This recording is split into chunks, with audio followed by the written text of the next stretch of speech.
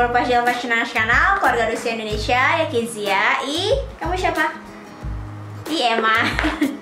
Oke, hari ini nih sayang, aku mau curhat, mau cerita dikit mengenai izin tinggal aku permanen ditolak. Terus sebenarnya udah cerita lama sih, maksudnya udah lama banget, cuman aku baru mau bikin video sekarang. Jadi singkat cerita, izin tinggal tetap sementara aku itu udah akan habis masa berlakunya itu bulan Mei tahun depan.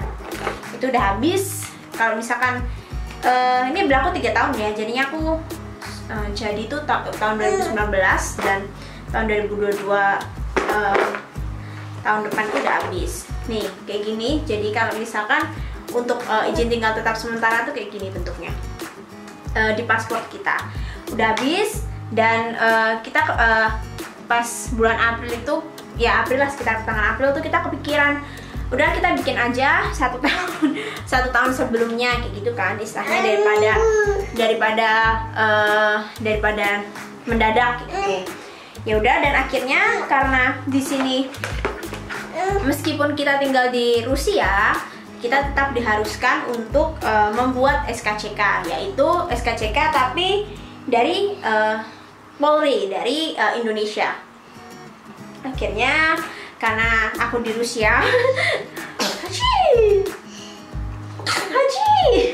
karena aku di Rusia, akhirnya aku pun memakai agent.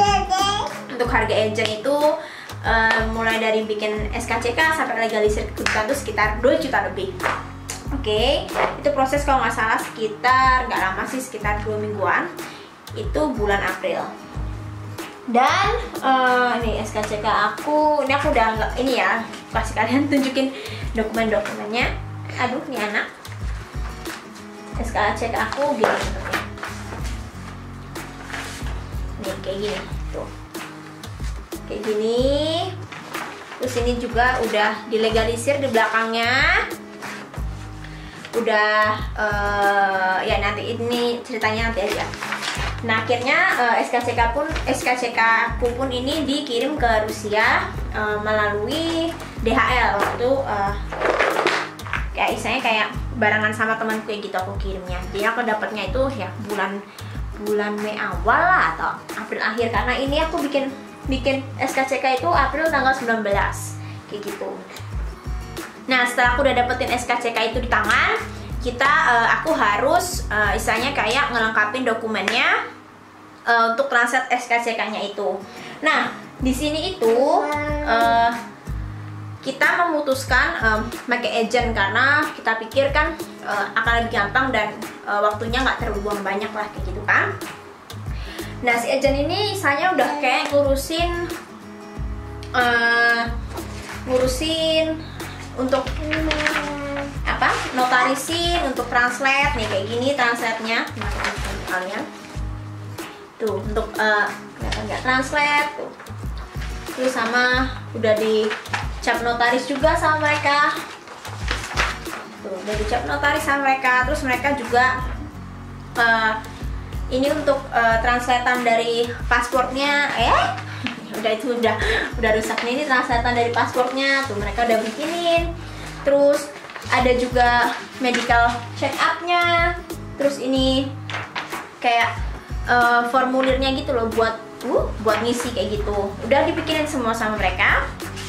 Itu kalau nggak salah biayanya itu sekitar kalau nggak salah antara 20.000 sampai 25.000 rubel, itu berarti antara 4 sampai 5 juta rupiah. Untuk bayar tersebut itu karena saya aku punya anak dan kita nggak perlu ngadain kayak tes bahasa, tes sejarah dan sebagainya kayak pas aku bikin RVP. Jadi harganya segitu. Kalau misalkan kalau misalkan ada tes mungkin harganya bisa sekitar 6 jutaan sih. Ya 5-6 jutaan, aku agak lupa berapa harganya. Nah habis itu tapi ini untuk agent itu kita ngurus apa-apa tetap sendiri ya. Istilahnya mereka nggak bantuin ngurus untuk di imigrasinya atau di sini namanya FMS kayak gitu. Jadi tetap kita ngurus sendiri. Karena tahun 2018 kita pernah coba nanya untuk ngurus semuanya, istilahnya itu tuh habisnya sekitar 90.000 rubel atau 18 juta. Itu untuk semua. Tapi ini kita nggak kayak gitu, karena kan sayang aja kan uang segitu istilahnya untuk ngurus izin tinggal, karena kita mikir pas FVP kita udah bisa, kenapa harus pakai yang gitu lagi.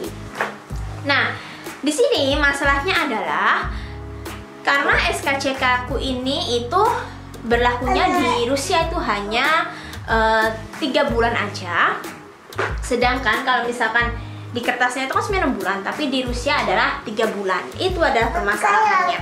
Dan di imigrasi kota aku di Balashiha itu mereka mengharuskan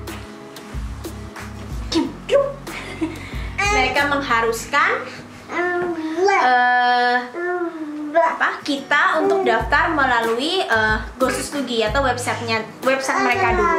Tapi pas aku mau sebelum daftar itu, kita mau daftar ke Gosuslugi itu nggak bisa, karena KTP aku tuh KTP asing misalnya, bukan KTP Rusia.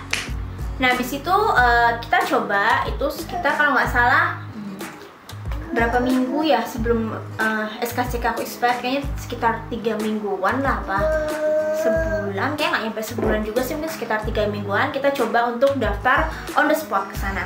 Kita datang, kita daftar on the spot, dan dan mereka tidak mau nerima dokumen kita karena nggak melalui Gosuslugi.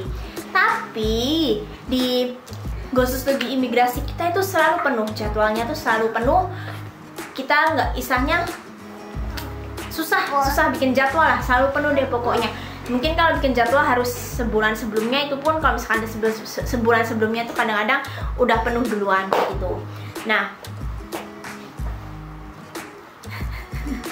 kayak biasa sih Pucrit. Nah, habis itu kita udah bilang kan kita nggak bisa daftar melalui Gosuslugi dan mereka nggak ngasih suatu solusi harus gimana, cara daftar ke Gosusluginya gimana segala macam tuh enggak. Mereka cuma bilang harus pakai Gosuslugi, Ya udah dong. Nah, untungnya ada ada orang yang dia juga mau apply VNZ ini, namanya VNZ itu tuh berlaku untuk seumur hidup. Kalau misalkan FVP 3 tahun, ini tuh seumur hidup untuk izin tinggal permanennya. Dia bilang kita harus datang ke suatu organisasi namanya MVC ya, dan coba apply di sana. Nah, kita datang lah pas hari itu juga tuh, pas emang bener-bener ditolak dan nggak dikasih solusi. Kita datang ke MVC itu, dan ternyata di sana mereka juga nggak bisa, istilahnya nggak bisa untuk bantu kita untuk registrasi dokumen aku ke Gosuslugi itu. Tapi untungnya orang MVC itu ngasih tahu kita harus ke organisasi lagi yang namanya pension fund, organisasi ya gitulah pokoknya, yang ngurusin uang pensiun segala macam. Akhirnya kita pun ke sana, dan di sana mereka hari itu juga mereka daftarin, cuman nunggu itu kalau nggak salah seminggu atau berapa hari itu baru jadi. Itu kayak sebenarnya pas itu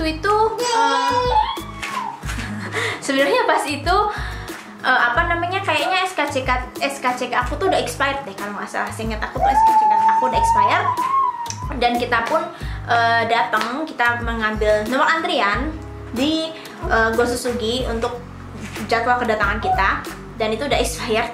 Itu kalau nggak salah tanggal April, Mei, Juni, Juli, 6 Agustus kalau nggak salah dapatnya, 6 Agustus atau berapa Juli gitu. Sedangkan SKCK aku kan udah expired 3 bulan, dari April, Mei, Juni, Juli, ya sekitar tanggal 18-an Juli lah. Kita datang ke sana dengan sudah bikin appointment dulu dari Gosuslugi. Nah, setelah aku datang berhasil kan, misalnya kita dipanggil sama staf imigrasinya itu. Dia cek dokumen-dokumennya, dia cek. Tapi pas itu dia ngeliat kan SKCK ini udah expired, dia bilang gitu. Tapi nanti dulu coba kita cek dulu gimana kayak gitu, karena ya mungkin dia mikir lah aku udah punya anak atau apa, nggak ngerti. Dicek sama dia, lumayan lama sih, cukup lumayan lama, dan pada akhirnya nggak bisa nggak bisa karena udah expired. Aku maksudnya malesnya itu adalah aku di situ kita udah ya menghabiskan uang lumayan lah, hampir 45.000 rupiah atau sekitar 9 jutaan untuk pengiriman, untuk segala macam, karena untuk bikin izin tinggal ini kita juga harus bayar ke imigrasi. Sebenarnya nggak mahal bayar ke imigrasi, itu sekitar 5.000 rupiah atau 1 jutaan kayak gitu. Macka jangan digigit sayang. Nah habis itu ya udahlah, ya mau gimana lagi kan, mereka udah bilang nggak bisa, kita masa mau maksa juga nggak mungkin, apalagi ya imigrasi sini juga gitulah.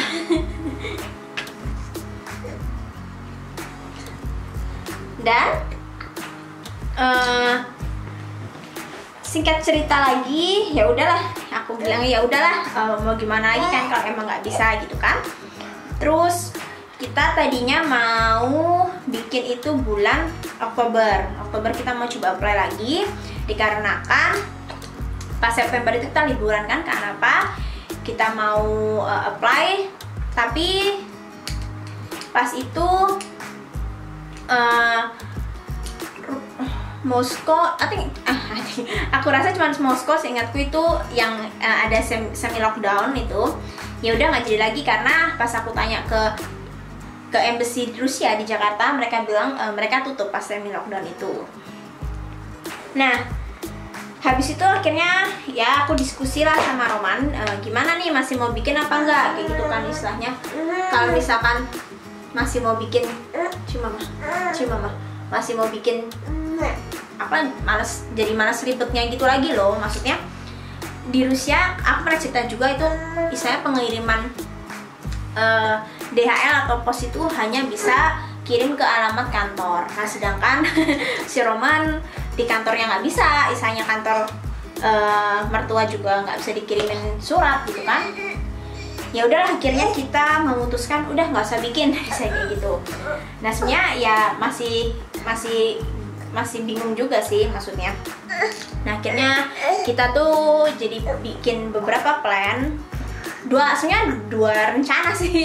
Dan salah satu rencananya itu nanti bulan Maret aku pulang ke Indonesia kalau nggak ada apa-apa. Amin kalau nggak ada apa-apa pulang ke Indonesia. Dan di sana kita bikin visa turis, bukan visa 1 tahun, bikin visa 1 tahun, dan balik-balik kita coba apply untuk VNJ lagi atau izin tinggal permanennya. Cuman ya itu plan B-nya ya.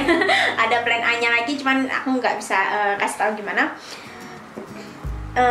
Ya kita, karena kenapa kita juga isanya jadi males apply lagi tuh karena isanya udah duit yang kemarin tuh udah angus udah pergi gitu aja kan. Ya udahlah, isanya kita istirahat dulu, kita mikir-mikir dulu gitu gimana baiknya.